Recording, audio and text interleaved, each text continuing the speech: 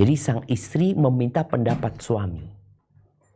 Agar suami berpikir bahwasanya ternyata istrinya itu sedang menanyakan sesuatu yang terjadi sama dirinya. Tapi dengan kata-kata yang baik. Pilih kata-kata yang baik. Pilih tempat yang baik. Kemudian pilih kondisi suami yang terbaik.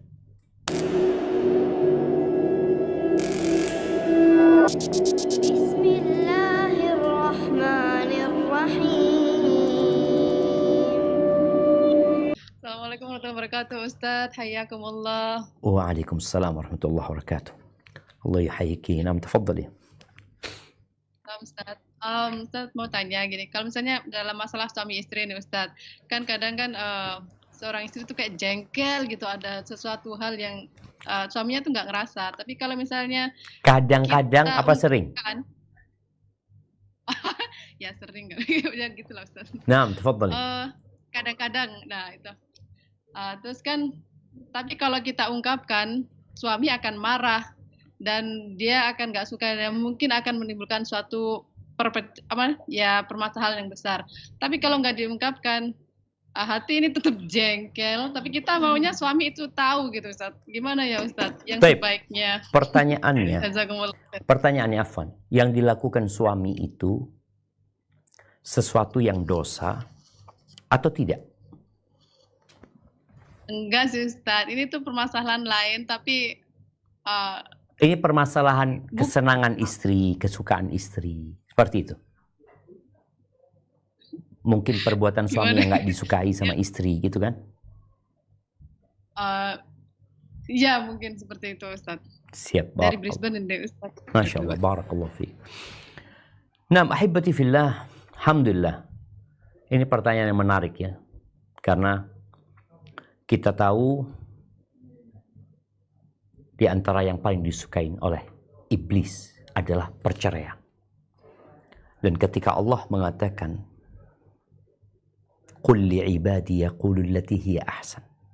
Katakan kepada di surat Al-Isra tadi ayat 53, katakan kepada hamba-hambaku agar mereka mengatakan ucapan yang terbaik.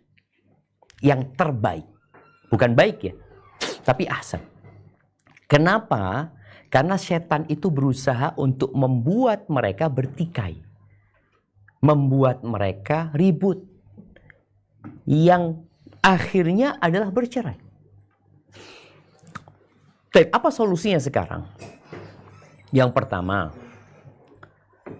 hendaklah istri, ya bukan hanya istri ya, sebenarnya kita dalam rumah tangga, ada ungkapan sing waras ngalah. Ingat ungkapan itu ya, katanya orang yang waras itu ngalah dia. Ada hal-hal yang tidak perlu diributkan. Ada kesalahan-kesalahan yang kecil yang kita perlu tutup mata. Seakan-akan kita tidak melihat. Dan fokus kepada kebaikan suami. Tadi istri jengkel sama suami. Ketika engkau fokus kepada kesalahan suami, maka engkau akan jengkel. Dan ketika engkau jengkel, hatimu akan mengkeret ya, dadamu akan sesak. Intinya nggak ada gunanya. Terus solusinya apa? Untuk menghilangkan kejengkelan itu, melihat kepada kelebihan pasangan kita. Makanya dikatakan 90% akhlak mulia itu at-taghaful. Taghaful itu ya pura-pura nggak ngelihat, pura-pura nggak denger kalau dia ngomong sesuatu yang mungkin nyakitin hati. Ini udahlah, abaikan hal itu. Demi menjaga rumah tangga kita ini. Kalau memang harus diungkapkan, seperti yang Allah firmankan tadi. Pilihlah kata-kata yang terbaik. Contoh nih ya. Kalau kita mengatakan kepada dia, engkau jangan seperti ini. Itu biasanya dia akan marah. Tapi kalau dia ganti katakan mengatakan, bang, kalau seorang itu dia mungkin mencontohkan ya. Seorang itu kalau ngomong kayak gini boleh nggak bang? Sebenarnya bang. Jadi sang istri meminta pendapat suami.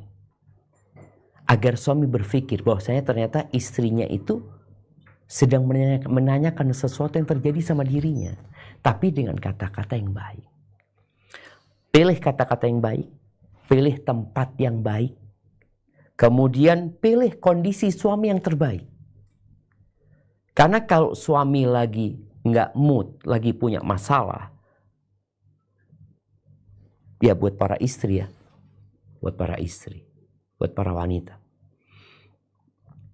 Terus terang di luar rumah, sang suami bekerja. Dia kadangkala menghadapi kondisi-kondisi yang istri nggak tahu. Dia mungkin dibully sama teman kerjanya, mungkin dimaki oleh atasannya, mungkin disakiti oleh kliennya. Ada banyak hal yang kadangkala engkau tidak pernah melihat itu. Memang nggak perlu engkau tahu. Tapi yang perlu engkau lakukan menjadikan rumah sakinah. Gimana suami sampai rumah jadi tenang. Ada hal-hal yang mungkin engkau ingin ungkapkan, maka ungkapkan dengan cara yang terbaik. Tapi kalau engkau ngelihat kayaknya nggak ada gunanya Ustaz, kalau anak ngomong itu sama suami, ya udah, engkau rubah suamimu dengan cara yang lain. Kalau ternyata engkau sudah ngomong tapi nggak ada gunanya, mungkin dengan perbuatan, mungkin tentunya dengan doa dan memohon kepada Allah Azza wa Jalla. Hadza wallahu a'lam bissawab. Nah, barakallahu fikum.